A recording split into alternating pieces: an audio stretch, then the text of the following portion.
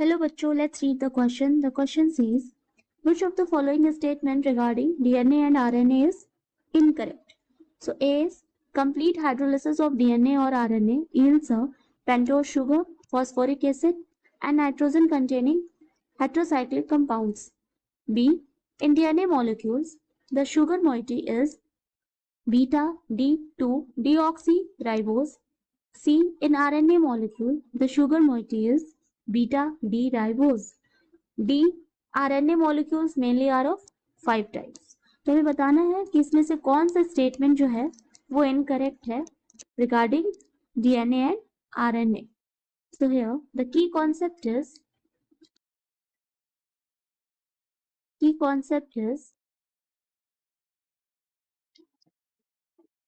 structure and function of DNA and RNA.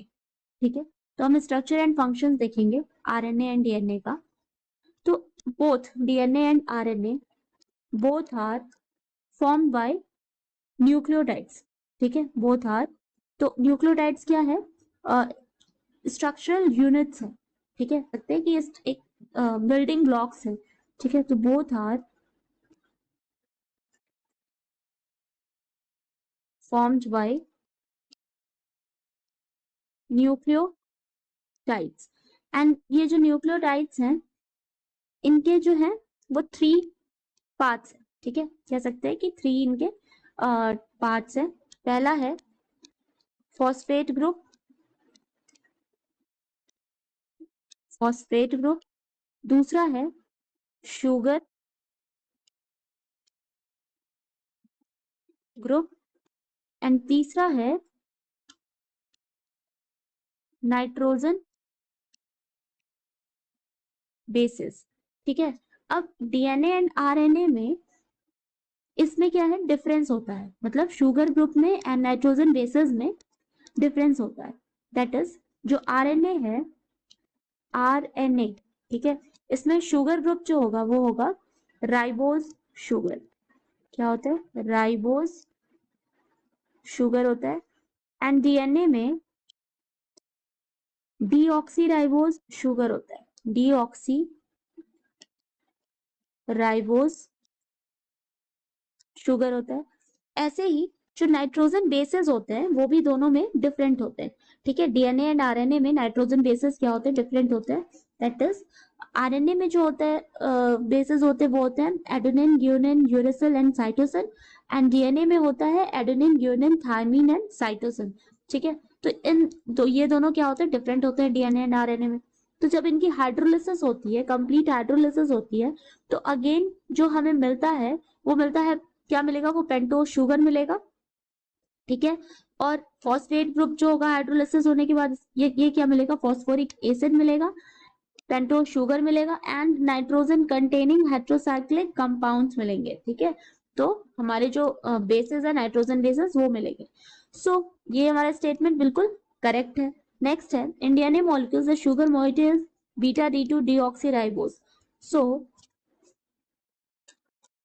B में क्या बोल रहा है कि शुगर मोइटी में, ठीक है, तो sugar in DNA is beta D2 deoxyribose which is a 5 carbon pentose, जो कि क्या है? 5 कार्बन पेंटोज शुगर. ठीक है, ये 5 कार्बन पेंटोज शुगर है और अभी हमने देखा कि ये क्या है? डीऑक्सीराइबोज शुगर है. ठीक है, सो ये क्या है? कंपोनेंट है डीऑक्सीराइबो न्यूक्लियोटाइड्स का, जो कि रिपीटिंग यूनिट्स होते हैं डीएनए के. एंड सिमिलरली सी में क्या बोल रहे हैं कि आरएनए मॉलिक्यूल जो है वो शुगर मोइटी है बीटा डी राइबोज का. तो ये भी करेक्ट है. जो राइबोन्यूक्लिक एसिड है that is RNA RNA has beta D ribose as its sugar moiety. ठीक है, तो ये भी हमारा करेक्ट है, ये भी करेक्ट है. Last one is RNA molecules mainly are of 5 types. तो ई में क्या बोल रहे हैं कि RNA मॉलिक्यूल्स जो हैं वो 5 टाइप्स के होते हैं. ये इनकरेक्ट है because there are 3 main types of RNA. 3 तरह के होते हैं. एंड ये कौन कौन से हैं? These are messenger RNA. These are, first one is messenger RNA, messenger ribonucleic acid. Second one is transfer RNA, इसको लिखते हैं tRNA. ठीक है, मैसेंजर को लिखते हैं mRNA. And the last one is ribosomal RNA. Ribosomal RNA, RNA. ठीक है, अगर हम क्योंकि DNA RNA की बात कर रहे हैं, तो अगर हम DNA RNA का स्ट्रक्चर देखें तो ये हो जाएगा, ये है हमारा पेंटोज शुगर एंड ये कार्बन है.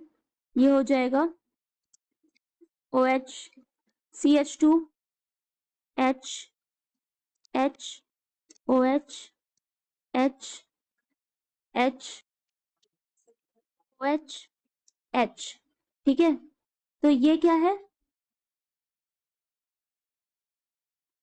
ये हमारा 2-डीऑक्सी राइबोज. 2-डीऑक्सी राइबोज. यहाँ पर क्या है? ठीक है, यहाँ पे H है केवल, तो ये 2-डीऑक्सी राइबोज है. Now the second one is